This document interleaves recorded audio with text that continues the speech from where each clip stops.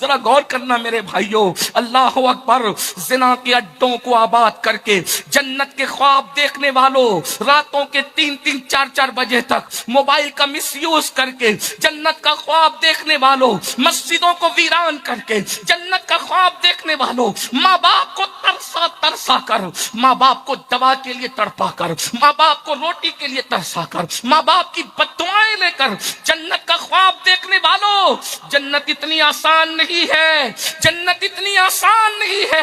اللہ اکبر، ایمان پہ خاتمہ ہوگا تو جنت ملے گی، اور ایمان پر خاتمے کی فکر کس کو ہے؟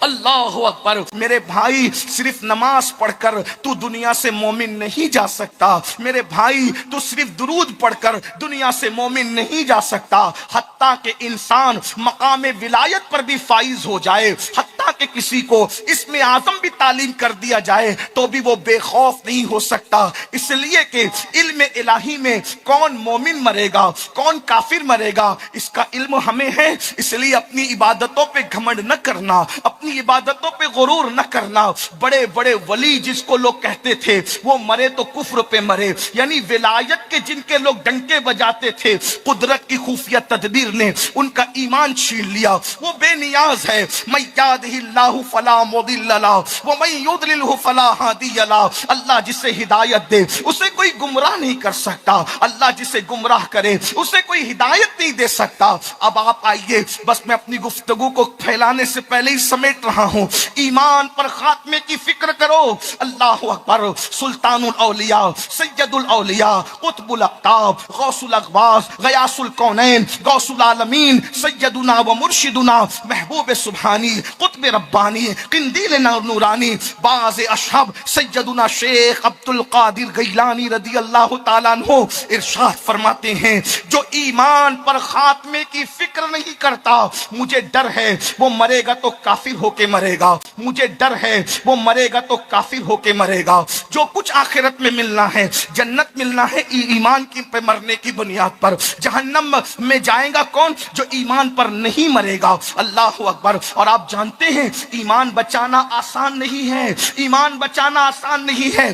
آج لوگ دعائیں کرتے، مال دے دے، دولت دے دے، بچے دے دے، بیوی دے دے، یہ دے دے، وہ دے دے، ارے سب مانگو لیکن ایمان کی فکر کرو۔ وہ شیخ عبد القادر جیلانی غوث پاک جن کی ٹھوکروں سے مردے زندہ ہوتے تھے، وہ راتوں کو روتے تھے، اے اللہ عبد القادر کا خاتمہ ایمان پر فرما، عبد القادر کا خاتمہ۔ غور تو کیجئے، جو اپنے ایمان کے لیے روتے تھے۔ آپ جانتے ہیں حضرت، اللہ اکبر، امام اعظم کے معاصرین میں سے ہے حضرت سیدنا امام سفیان ثوری رضی اللہ تعالیٰ عنہ۔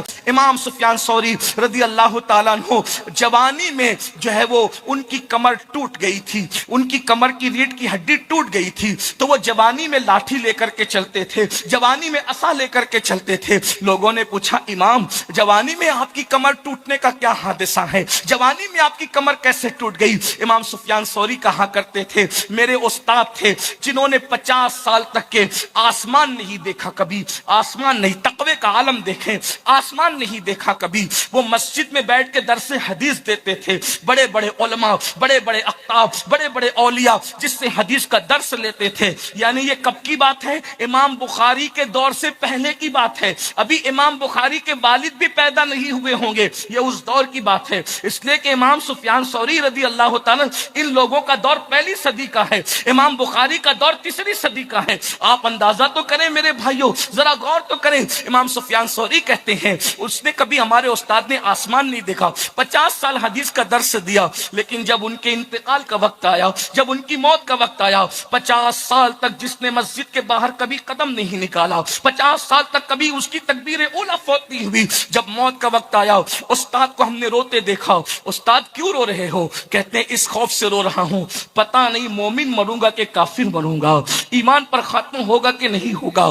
ذرا غور کرنا میرے بھائیوں، اللہ اکبر، زنا کے اڈوں کو آباد کر کے جنت کے خواب دیکھنے والوں، راتوں کے 3-4 بجے تک موبائل کا مس یوز کر کے جنت کا خواب دیکھنے والوں، مسجدوں کو ویران کر کے جنت کا خواب دیکھنے والوں، ماں باپ کو प्यासा तरसा कर, माँ बाप को दवा के लिए तड़पा कर, माँ बाप को रोटी के लिए तरसा कर, माँ बाप की बद्दुआएं लेकर जन्नत का ख्वाब देखने वालों, जन्नत इतनी आसान नहीं है, जन्नत इतनी आसान नहीं है।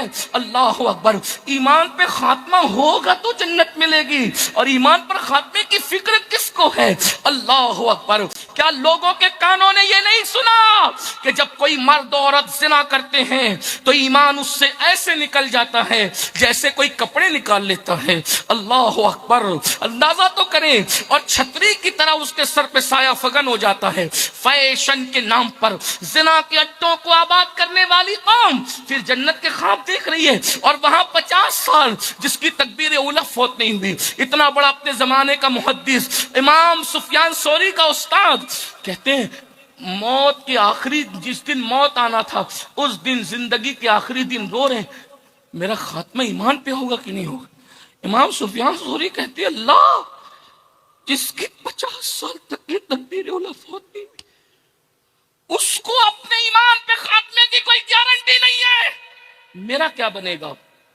इमाम सुफियान सौरी पर अल्लाह का खौफ इतना गालिब हुआ कि इस जुमले को सुन के कड़कड़ कड़कड़ करके उनकी रीढ़ की हड्डी टूट गई, और जवानी में इमाम सुफियान सौरी रदी अल्लाह ताला जो है वो लाठी लेकर, यानी अल्लाह के खौफ की वजह से उनकी रीढ़ की हड्डी टूटी कि जब मेरे उस्ताद को ईमान पर खात्मे की कोई गारंटी नहीं है तो मेरा क्या बनेगा?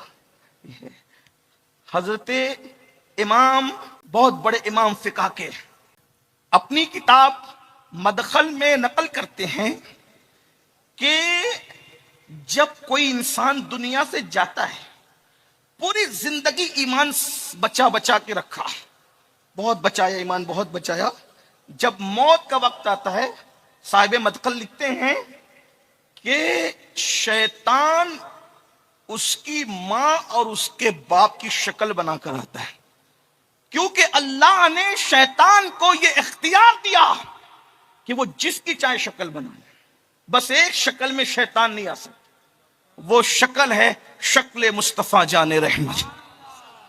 हत्ता के ख्वाब में भी शैतान मुस्तफा जाने रहमत की शक्ल में नहीं आ सकता। किधर है वो लोग जो मुस्तफा जाने रहमत की तरह होने का दावा करते हैं? अरे वो शैतान जो सबकी शक्ल बना ले, वो क्या शक्लें बेमिसाल है कि शैतान हजार इख्तियारात के बावजूद शक्ल मुस्तफा ख्वाब में भी नहीं बना सकता। उस शक्ल मुस्तफा की बेमिसलियत का आलम क्या होगा? वो कमाल हुस्न हुजूर है कि गुमान नक्स जहां नहीं, यही फूल खार से दूर है, यही शम्मा है कि धुआं नहीं। लम याती नजीर कफी नजरिन मिसले तो नशुद पैदा जाना, जगराज को ताज तोरे सर सोहे है तुझको शहेदो सरा जाना। लकपतरुन फिल वजहिल अजमल खतहाल माजुल फबरे अजल, तोरे चंदन चंद्र परो कुंडल रहमत की भरन बरसा जाना।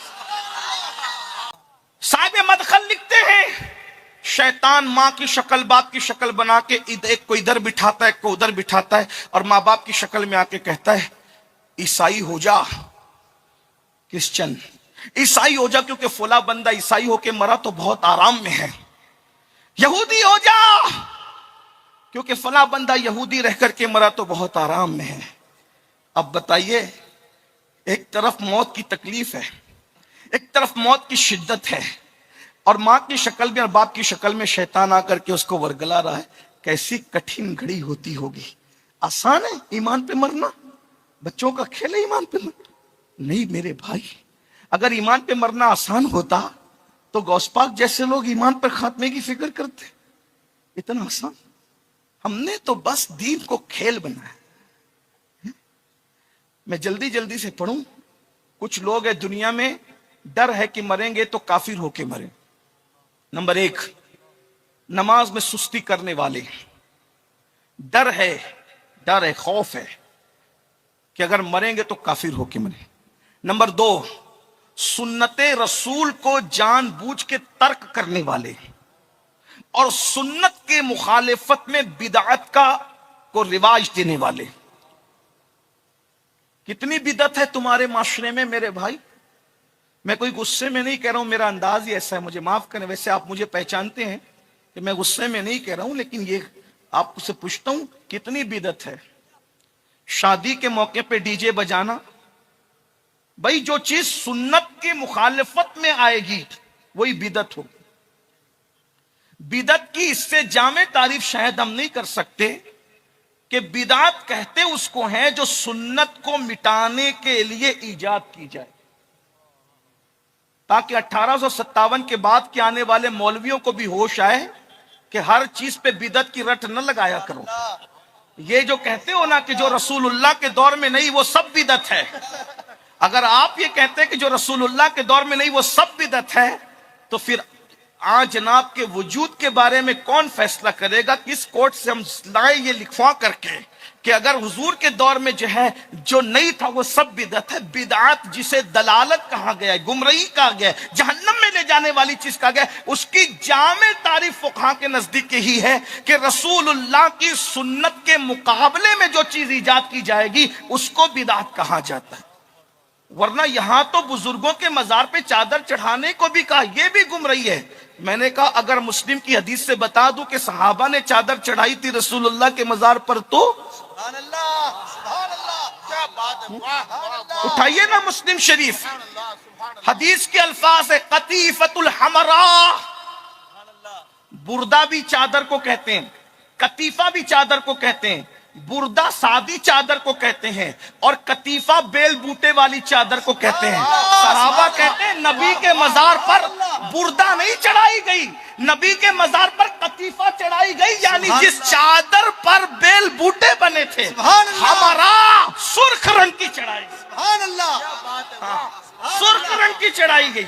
ہاں اب اس میں اختلاف ہو گیا کہ چڑھائی اندر گئی یا چڑھائی اوپر گئی۔ باقی اگر اندر بھی چڑھائی گئی تو بھی آپ کامیاب نہیں، اور اوپر چڑھائی گئی تو آپ بھی کامیاب نہیں، اس لیے کہ نہ آپ اوپر چڑھاتے ہو نہ آپ نیچے چڑھاتے ہو۔ لیکن بہرحال چادر کا چڑھانا صحابہ سے ثابت ہو گیا۔ اب اپنے اپنے ذوق کی بات ہے، اگر اوپر چڑھانا ہو تو اوپر چڑھا لو، نیچے چڑھانا ہو تو نیچے چڑھا لو، مگر چڑھا مت کرو، چڑھانے کی بات ہے، چڑھنے کی بات نہیں ہے۔ سبحان اللہ، بس اتنی سی بات ہے۔ سبحان اللہ، اگر سبحان آپ اللہ، سیاہ ستہ پر بہت ناز کرتے تو ہم سیاہ ستہ سے پیش کریں۔ جس چادر پر اس کے کنارے پر ریشم کا کام ہوتا ہے، بیل بوٹے بنے، اس کو قطیفہ کہتے۔ چیک کیجئے لغت، لغت تو کوئی مسلک کی نہیں ہوتی نا، لغت تو بن مسلک کی ہوتی۔ کیا بات ہے، واہ، سبحان اللہ، جیسے مصدر مذکر مؤنث نہیں ہوتا، ویسے لغت بھی جو ہے ہاں وہ کسی مسلک سے اس کا تعلق نہیں ہوتا۔ لیکن بہرحال بات ہے، لیکن میری گزارش اتنی ہے، لوگوں نے چادر چڑھانے کو بھی بدعت کہہ دیا، لوگوں نے نبی کا میلاد منانے کو بھی بدعت کہہ دیا، کہ یہ بھی جہنم میں لے جائے گا۔ میں نے کہا ارے جہنم سے بچانے کی چیز ہے میلاد۔ سبحان اللہ، سبحان اللہ، اتنے بڑے گنڈے پر عذاب کم ہو جاتا ہے صرف پیر کے دن، سبحان اللہ، جمعہ کو کم نہیں ہوتا، پیر کو کم ہوتا ہے، جبکہ جمعہ سید الایام ہے۔ سبحان اللہ، لیکن پیر کو کیوں تخفیف ہوتی ہے؟ تو کہا کہ میں نے محمد الرسول اللہ تو میں کہہ رہا ہوں، لیکن اس نے کہا تھا میں نے محمد ابن عبداللہ کی خوشی میں کنیز کو کہا تھا جا تو آزاد ہے، یہ جا تو آزاد ہے، تو اسی انگلی سے چوسنے کو ملتا ہے پانی اور عذاب میں تخفیف ہو جاتی۔ سبحان اللہ، جو سرٹیفائی کافر ہو، سند یافتہ کافر ہو، آپ نے سند یافتہ عالم اور مفتی تو دیکھے ہوں گے، لیکن میں سند یافتہ کافر کی بات کروں، جس کے کفر کے ثبوت میں پوری صورت موجود ہے، اتنا سند یافتہ اور پکا کافر اگر بھتیجا سمجھ کر خوشی کر لے میلاد پر تو اس کے جہنم کے اندر عذاب میں کمی ہو جاتی ہے اور اس کو پانی چوسنے مل جاتا ہے۔ یار لوگ کہتے ہیں کہ یہ تو خواب کی بات ہے، میں نے کہا خواب کی بات ہے تو سورہ یوسف کون سی حقیقت کی بات ہے؟ سبحان اللہ، اگر سورہ یوسف ایک نبی کے خواب پر پوری سورت نازل ہوتی ہے، احسن القصص، سبحان اللہ، پورے قرآن میں صرف ایک ہی قصے کو احسن القصص کہا گیا ہے اور وہ نبی کا خواب ہے۔ ارے نبی خواب دیکھ کر بیان نہ کرے تو خواب، لیکن جب نبی خواب دیکھ کر بیان کر دے تو وہ حدیث رسول ہو جاتی ہے، اور جب صحابی خواب دیکھ کر بیان کر دے تو وہ بھی حدیث کا درجہ پا لیتا ہے. اگر عباس خواب دیکھ کر چپ رہ جاتے تو کسے خبر تھی؟ حضرت یوسف خواب دیکھ کر چپ رہ جاتے تو کسے خبر تھی؟ لیکن حضرت عباس نے بیان کر دیا تو وہ حدیث عباس ہو گئی. اصطلاح محدث میں زیادہ سے زیادہ اس کو اثر عباس کہا جا سکتا ہے نا. لیکن بہرحال ہمارے یہاں تو اثر بھی کہتے ہیں, پھر اس کے بعد اس کو حدیث موقوف بھی ہم کہتے ہیں محدثین کی اصطلاح میں. کچھ پڑھا لکھا ہوتا تو بات تھی, لیکن بس باتیں کرنی ہے. لیکن جو پڑھ لکھ لیے وہ بھی تجاہل عارفانہ سے کام لیتے ہیں. یہ کہیں اتنے 100 سال سے بنی ہوئی, بس 100 سال کی عمارت ہے یہ بدعتوں کا شیش محل صرف 100 سال کا ہے یا 150 سال کا ہے, بس اس سے زیادہ کا نہیں ہے. میلاد ختم کرنے کی تحریک 150 سال سے اٹھی ہے, اور میلاد منانے کا سلسلہ اس دن سے ہے جس دن سے آمنہ کے لال نے زمین پہ قدم رکھا ہے. لیکن بہرحال میں کوئی زیادہ چھیڑ چھاڑ کر, میری عادت بھی نہیں, ورنہ میں کوئی چھیڑ بھی نہیں رہا ہوں. بس بات اتنی ہے کہ میں آپ کی اصلاح کرنا چاہتا ہوں. آپ بھی ذرا یوٹیوب کے نابالغ محقق پر زیادہ پھسلتے ہو. یہ تو حدیث کی بات کرتے. میں نے کہا جس دن امام احمد رضا کے غلاموں کے سامنے بیٹھیں گے نا, اس دن پتا چلے گا. ہاں, ہمارے ایک آدمی نے اتنی کتابیں لکھ دی ہے کہ 150 سال میں اتنا لکھنے میں کامیاب نہیں ہوئے.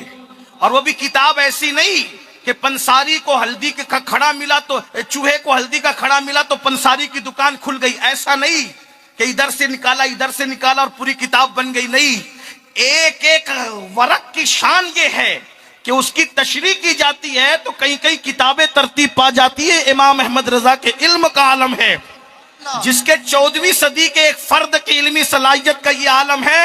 اس مسلک میں امام اعظم کی علمی صلاحیت کا عالم کیا ہوگا, امام بخاری کی علمی صلاحیت کا عالم کیا ہوگا. اور جب بخاری اور امام اعظم کی علمی صلاحیت یہ ہے تو جس نے امام اعظم کے سر پر جس کو امام اعظم بنایا نا ہاتھ رکھ کر, پھر اس امام جعفر صادق کی علمی شان کا عالم کیا. جو ہاتھ رکھ دے تو اعظم بنا دے, تو جس کا ہاتھ ہے وہ کتنا اعظم ہوگا نا. اسی کو دنیا امام جعفر صادق کہتی ہے. اور جب صادق کا یہ عالم ہے تو پھر باقر کا عالم کیا ہوگا. اور جب باقر کا یہ عالم ہے تو زین العابدین مظلوم کربلا سید سجاد کا عالم کیا ہوگا. اور جب سید سجاد ایسا ہے تو جس کے سینے سے سجاد نے سینہ لگا کر علم حاصل کیا, اس تاجدار کربلا فاتح کربلا امام حسین ابن علی کے علم کا عالم کیا ہوگا.